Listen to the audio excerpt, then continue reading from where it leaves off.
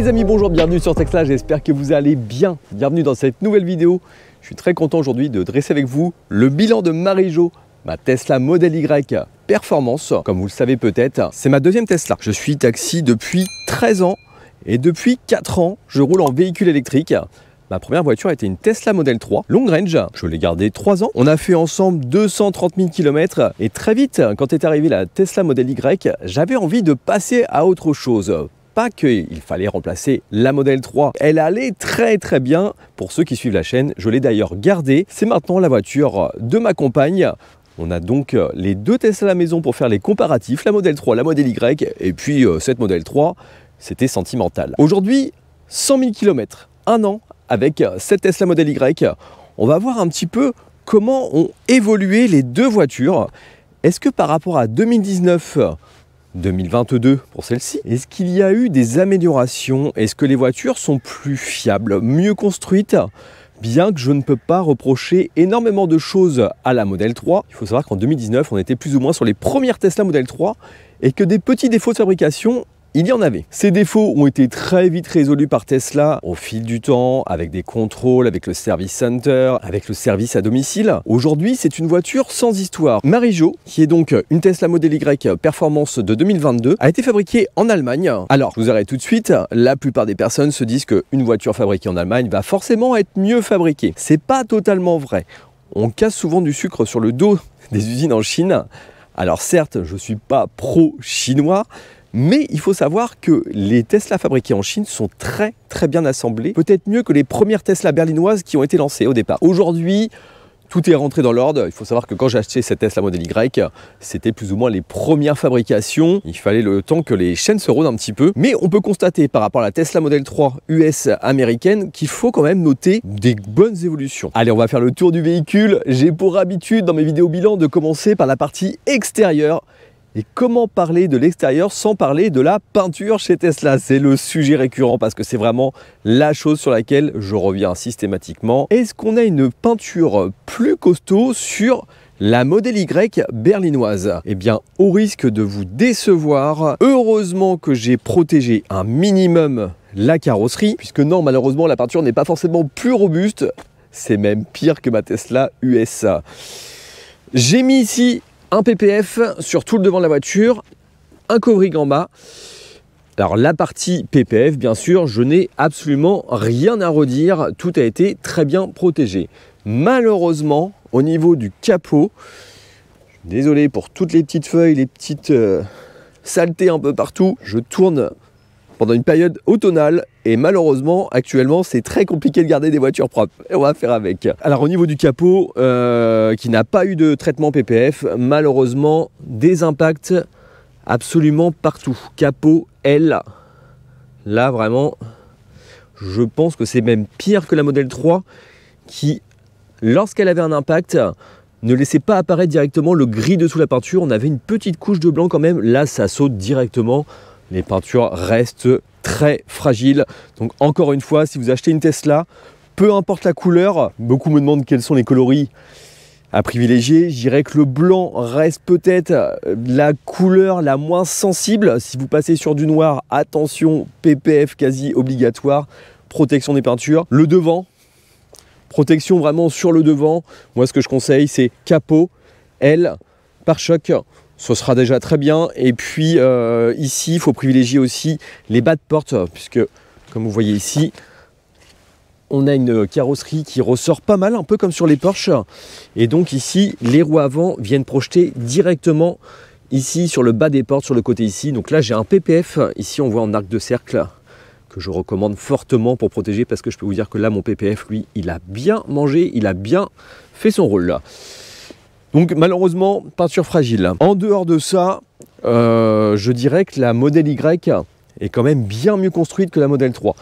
Tous les petits défauts d'assemblage que j'ai eu sur la Model 3, au niveau du capot, Les portes, j'ai tout eu quasiment sur la Model 3. Le coffre, hein, il y avait vraiment beaucoup de problèmes d'alignement. C'était les premières Model 3 qui étaient sorties en 2019. Ça avait été rectifié chez Tesla, mais lorsque j'ai reçu Marie-Jo, ma Tesla Model Y, elle était dans l'ensemble très bien assemblée. À part une porte à reprendre, c'est tout ce que j'ai eu à faire. La seule chose que je pourrais reprocher sur ce modèle Performance, c'est le seul défaut d'ailleurs qui me reste sur cette voiture aujourd'hui. Ça se situe à l'arrière, où malheureusement, l'aileron a été recollé 3 fois. Vous voyez ce petit aileron là, il est simplement collé. Et malheureusement, et là vous voyez bien, ça bouge. On voit qu'il se décolle ici, là. On voit qu'il y a du jeu. Ici et de l'autre côté, sur chaque extrémité. Ça c'est vraiment un gros défaut de la Performance. Les ailerons ne tiennent pas. Il a été recollé avec une colle spéciale, mais qui malheureusement, je pense, ne fait pas forcément l'affaire. Peut-être qu'il faudrait mettre une colle à pare-brise ou quelque chose comme ça. Je verrai certainement avec un carrossier pour aménager ça. C'est vraiment le seul défaut, c'est la seule chose que je vais lui reprocher. Sinon, extérieurement, elle a plutôt bien résisté au fil des kilomètres. Pour une voiture qui a 100 000, elle présente très très bien. Vous allez me dire 100 000, c'est pas beaucoup, mais parfois, on a des surprises. Gros avantage de la Model Y par rapport à la Model 3, on a des bas de caisse ici en plastique, donc ça c'est bien mieux protégé. Surtout là en ce moment, vous voyez, avec la sale météo qu'on a en ce moment, et bah ça déguste pas mal là. Et là, concrètement, on n'a pas les problèmes de peinture qui prennent beaucoup ici sur la Model 3. Ça c'est vraiment un inconvénient. Là sur la Model Y, c'est plutôt bien protégé, c'est assez avantageux. Au niveau de l'intérieur, eh bien c'est pareil, pas grand chose à redire. Une voiture qui a 100 000 km. Rien n'a bougé, je dirais même qu'on a une évolution par rapport à la Model 3 2019. J'avais des soucis avec cette boîte à gants qui souffrait énormément, au moindre coup, elle se rayait. Là, celle-ci, je l'ai déjà vu prendre des petits coups avec des clients et rien n'a bougé. Je pense qu'on n'est pas tout à fait sur les mêmes matières. Celle-ci est beaucoup plus robuste. Les sièges en cuir vegan, comme d'habitude, ça vieillit très très bien. Ma Model 3 qui a 260 000 km, pareil, j'ai quasiment rien à reprocher. Les sièges ont très très bien vieilli. Au niveau de la banquette arrière, c'est pareil. C'est parfait. C'est un 10 sur 10. Rien ne bouge. La seule chose qu'on pourrait relever, c'est ici au niveau du siège conducteur, sur le coin de l'assise, on a un petit plissement. Bon, c'est pas très méchant, pour moi le cuir doit vivre. Et puis j'ai posé la question au SAV, il n'y a pas de reprise pour ça. On a plus ou moins la même chose côté passager dans une moindre mesure. Et c'est vraiment pas méchant du tout. Je suis assez satisfait d'avoir acheté ces housses de protection. Encore une fois, si vous avez besoin, si vous êtes en taxi, si vous faites du transport, je vous conseille vraiment grandement ces protections à l'arrière, puisque normalement ce sont des coques en plastique qui se rayent assez facilement. Là avec ça, au moins on est tranquille et je trouve que ça donne un aspect un peu plus qualitatif. Pareil au niveau des portes, je protège ici tous les bas de porte avec cet accessoire. Et idem pour les seuils de porte. Normalement ici c'est de la moquette et des plastiques. Alors j'avais eu plus ou moins une mauvaise expérience avec les seuils de porte qui avaient été un peu abîmés sur la Model 3. Là c'est pareil, tout ça j'ai protégé. C'est quand même mieux à l'arrière, à l'avant. Ça c'est vraiment top de chez Top aussi. La seule chose à savoir, c'est que si jamais vous les achetez, il faut changer les scotch qui sont dessus parce que malheureusement ceux d'origine ne tiennent pas suffisamment. Je les ai remplacés et là il n'y a plus aucun souci. C'est très bien protégé. Au niveau du poste de conduite, tout est nickel également. Le volant n'a pas bougé.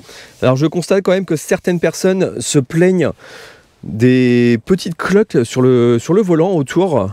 Ici, là, plus particulièrement, a priori.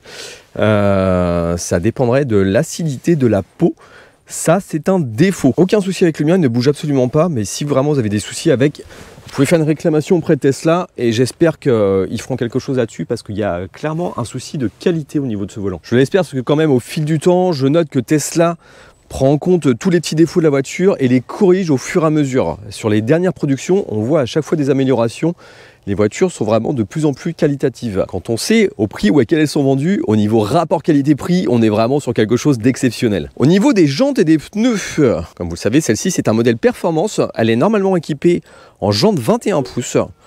Je suis passé en 20 pouces pour des questions d'économie, premièrement. Les pneus en 20 pouces sont moins chers que les pneus en 20. Pour des questions de confort, on y gagne un petit peu, c'est pas énorme, mais on gagne un petit peu au niveau confort en descendant d'une taille. Et puis gros avantage à savoir que sur la performance, la voiture est homologuée pour descendre d'une taille, à condition d'être en monde carré, c'est-à-dire 255 de large à l'avant, 255 de large à l'arrière. À savoir que les modèles Performance, de base en 21 pouces, sont montés en 275 à l'arrière de large et 255 à l'avant, ce qui empêche de permuter. Gros avantage en passant en 20 pouces, on peut permuter, ce qui permet d'équilibrer l'usure. J'ai pris pour habitude de permuter maintenant, ce n'est pas une obligation du tout. Vous avez été plusieurs à me demander, vous pouvez tout à fait, même s'il est recommandé par Tesla de permuter, vous pouvez tout à fait continuer d'user un train arrière sans aucun problème, c'est juste qu'au niveau tenue de route, ce sera moins bon. Là, c'est que de l'électronique, hein. Donc très clairement, les moteurs ne vont pas souffrir même si vous ne permutez pas les pneus. Je le fais parce que tout simplement, ça me permet d'user un train complet sur 6 mois, ce qui me permet de passer en train 4 saisons, automne-hiver, et train été, printemps-été. Si je ne permute pas, je fais à peu près 35 000 km avec un train arrière et 50 000 km avec le train avant. À savoir par rapport à la modèle 3, que la modèle Y consomme plus de pneus. Tout simplement parce que la voiture est plus lourde. Si on compare les taxis de ville par rapport à un taxi qui fait beaucoup d'autoroute, le taxi de ville va forcément user beaucoup plus de pneus puisque beaucoup plus de relance. Un taxi qui fait beaucoup plus d'autoroute, comme je fais, on va consommer un petit peu moins. J'ai également dû faire une géométrie puisqu'en effet, j'ai eu de nouveau une usure au niveau de l'intérieur des pneus côté conducteur, exactement comme la modèle 3. Géométrie qui n'a pas été faite chez Tesla, mais chez un spécialiste du pneu. La géométrie a été très bien faite, tout est rentré dans l'ordre, plus aucun problème. Je me plaignais aussi pendant un moment donné de vibrations dans le volant, à savoir que enfin, au 3e train de pneus, j'ai enfin une voiture qui ne vibre plus. Donc il s'agissait a priori tout simplement de l'équilibrage des pneus. Les pneus en 21 ou 20 semblent assez sensibles à l'équilibrage. Ça a l'air assez compliqué d'avoir une voiture bien équilibrée avec 2 sets de jantes différentes et 3 trains de pneus. C'est seulement au 3e que j'ai réussi à avoir quelque chose de correct. Alors ces trains de pneus, cette fois-ci, je suis passé sur des Michelin Cross Climat 4 saisons pour passer l'automne-hiver. Tout simplement parce que je suis tombé sur une promotion assez intéressante. Ce n'est peut-être pas forcément pour moi le meilleur des pneus, je suis loin d'être pro Michelin. En général, je suis plutôt Hankook. Juste avant ces Michelin Cross Climat, j'avais des Hankook Evo Ion. Très bons pneus. Si vous avez la possibilité de les choper à un prix correct, parce que je trouve que ces derniers temps, ils ont bien grimpé au niveau de prix, on avait vraiment un pneu silencieux, très silencieux. Vraiment, je crois que c'est les meilleurs pneus que j'ai vus pour ça. Une bonne tenue de route à condition qu'il soit bien gonflé à 3 bars. J'étais un tout petit peu en dessous avant. J'étais plutôt dans les 2,6, 2,7 pour une question de confort. Je trouvais que la tenue de route n'était pas top. En les remontant à 3 bars comme préconisé, là, j'avais une très bonne tenue de route. Petite perte en confort, mais excellente tenue de route. Donc voilà, 45 000 km avec ce train de pneus. J'ai trouvé que c'était relativement correct. J'aurais fait, je pense, à peu près pareil avec les Pirelli P0 d'origine. On était plutôt bien parti aussi. Les 45 000, ils y allaient sans aucun souci. Pirelli P0, très bon pneu aussi pour moi, très légèrement plus bruyant que les Hankook Evo Ion, par contre meilleure tenue de route. Les Pirelli P0 là-dessus vraiment très bien, il n'y avait aucun souci là-dessus. Donc je dirais que par rapport à la Tesla Model 3, en dehors du budget de la voiture, c'est le seul budget sur lequel vraiment j'ai eu une augmentation de tarifs, puisque au niveau de l'entretien, c'est toujours pareil, il n'y a pas d'entretien obligatoire chez Tesla. Je l'avais fait à 80 000 km sur ma Tesla Model 3.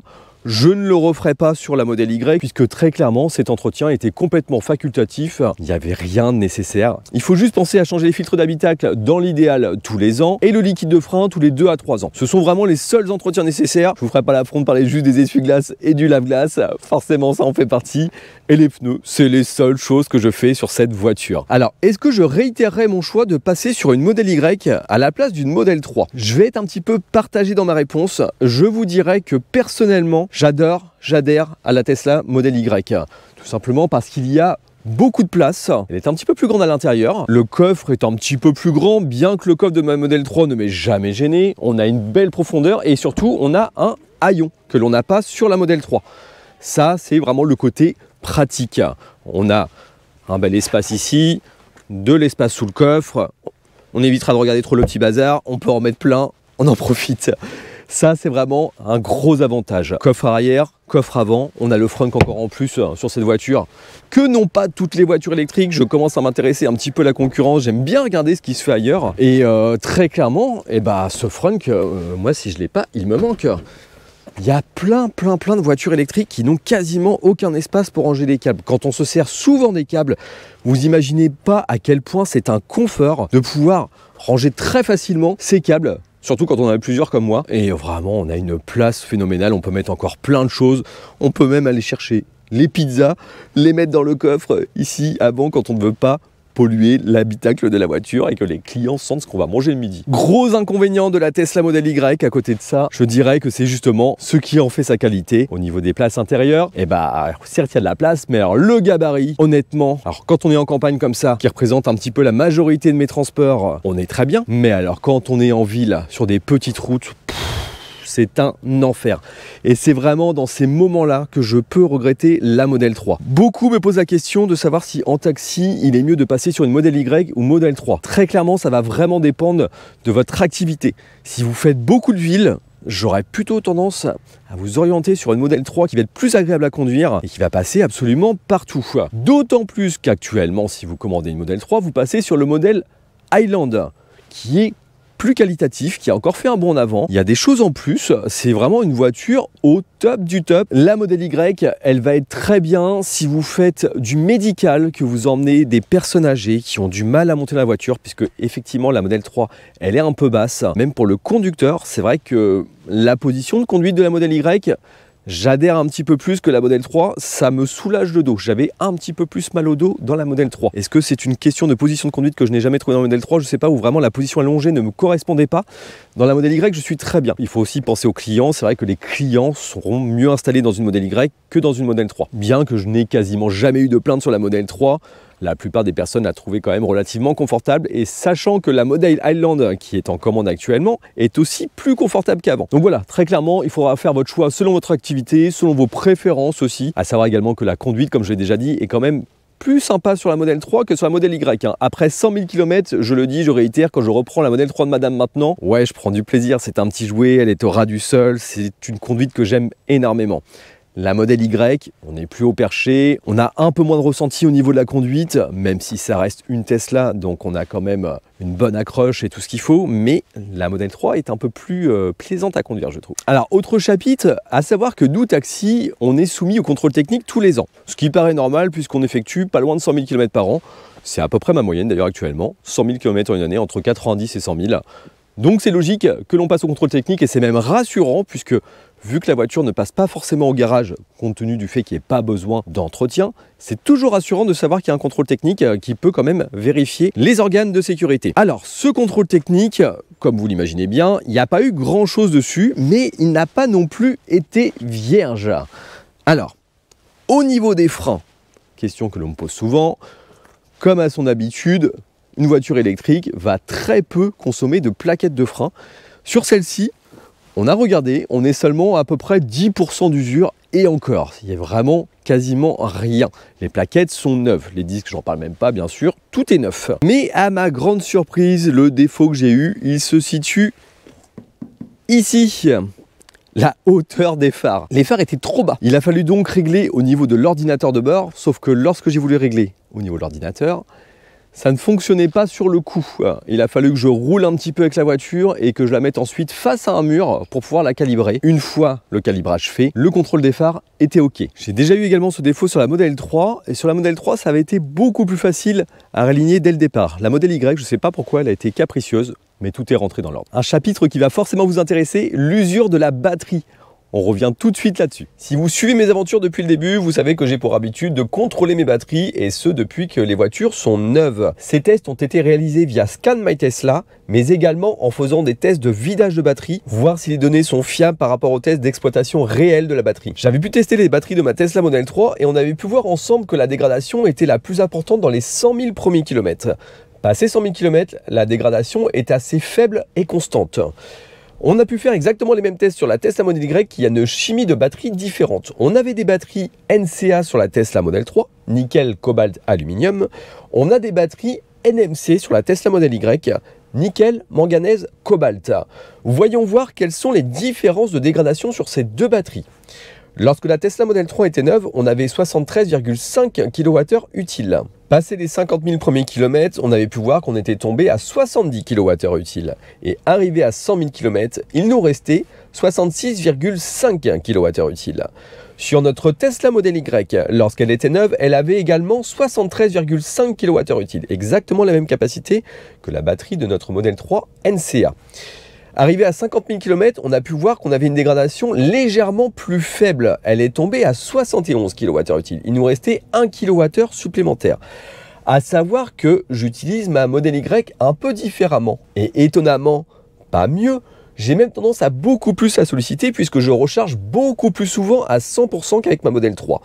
Tout simplement parce que ma Model Y consommant un petit peu plus avec les mêmes capacités de batterie, je dois parfois aller chercher les 10 derniers pourcents supplémentaires, histoire d'avoir un petit peu plus de confort d'utilisation. On va maintenant voir arriver à 100 000 km combien de kWh utile il nous reste. On est tombé à 68,5 kWh. Donc encore une fois, les batteries nickel, manganèse, cobalt se sont moins dégradées que les batteries NCA. Ce qui nous donne donc à 100 000 km une dégradation de batterie de 9,5% sur notre Model 3 équipé d'une batterie NCA et 6,8% sur notre Tesla Model Y équipé d'une batterie NMC. On peut donc en déduire que notre batterie NMC résiste beaucoup mieux dans le temps et au fil de kilomètres. J'ai très hâte de voir ce que ça donnera à 200 000 km pour continuer de comparer face à notre Model 3. J'aurai le plaisir également de vous proposer un comparatif avec une batterie LFP grâce à un Collect Taxi qui aura ses 100 000 km d'ici quelques temps. Donc n'hésitez pas à vous abonner si ce genre de contenu vous intéresse. J'ai très hâte de pouvoir faire la comparaison. Les amis, c'est tout pour aujourd'hui. J'espère que vous avez apprécié cette vidéo. Si vous avez des questions, n'hésitez pas.